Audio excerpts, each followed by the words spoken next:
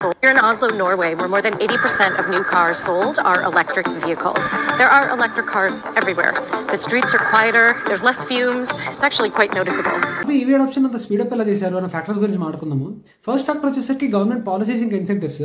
1990s లో ఎప్పుడైతే EV revolution start అయిందో కంట్రీలో గవర్నమెంట్ కంప్లీట్ ఫోకస్ అంతా పాలసీ మేకింగ్ ఇంకా ఇన్సెంటివ్స్ మీద కాన్సన్ట్రేట్ చేసింది.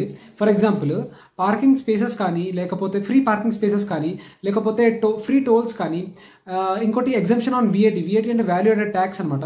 సో ఒక సప్లై చైన్లో మ్యానుఫ్యాక్చర్ నుంచి కన్స్యూమర్కి ఏదైతే ప్రొడక్ట్ మూవ్ అవుతుందో ఆ మధ్యలో ఇన్వాల్వ్ అయ్యే ట్యాక్సెస్ని వాల్యూ యాడెడ్ ట్యాక్సెస్ అంటారు. సో అలాంటి ట్యాక్స్ మీద ఎగ్జంప్షన్ క్రియేట్ చేసింది గవర్నమెంట్. సో ఇలా చేయడం వల్ల పెట్రోల్ ఇంకా డీజిల్ కార్స్ కన్నా ఇంకా చీపర్గా తయారయ్యాయి ఈవీస్. సెకండ్ ఫ్యాక్టర్ వచ్చేసరికి ఛార్జింగ్ ఇన్ఫ్రాస్ట్రక్చర్. గవర్నమెంట్ ఎంత పాలసీస్ తీసుకొచ్చినా, ఎన్ని ఇన్సెంటివ్స్ తీసుకొచ్చినా సరైన ఇన్ఫ్రాస్ట్రక్చర్ లేకపోతే ఆ టెక్నాలజీ సర్వైవ్ కాదు. సో అలాంటి ఇన్ఫ్రాస్ట్రక్చర్ మీద నార్వే గవర్నమెంట్ బిలియన్స్ ఆఫ్ యూరోస్ని ఖర్చు పెట్టింది.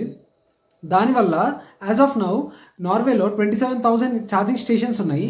దాంతోపాటు దీన్ని సపోర్ట్ చేస్తూ ఏవైతే పెట్రోల్ పంప్స్ ఉన్నాయో, కన్వెన్షనల్ పెట్రోల్ పంప్స్, అవి కూడా వాటిని ఫాస్ట్ ర్యాపిడ్ ఛార్జింగ్ స్టేషన్స్ కింద కన్వర్ట్ చేశారు. దీనివల్ల వీళ్ళకి ఒక పుష్ దొరికింది ఈవీ అడాప్షన్లో. ఫ్యాక్ట్ గురించి మాట్లాడుకుంటే అసలు నార్వేలో లోకల్ మ్యానుఫ్యాక్చరింగ్ కంపెనీసే లేవు ఈవీస్వి. ఆ రోడ్ మీద ఉన్న ఈవీస్ అన్ని ఇంపోర్టెడ్ మోడల్సే.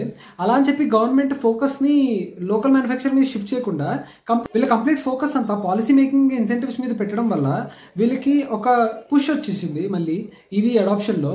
ఆన్ హోల్ మాట్లాడుకుంటే రైట్ పాలసీస్ ఇంకా రైట్ ఇన్సెంటివ్స్ వల్ల ఈవీ మొబిలిటీ స్పేస్లో ఎంత అడ్వాన్స్ అవ్వచ్చో నార్వే చూపించింది. What do you think?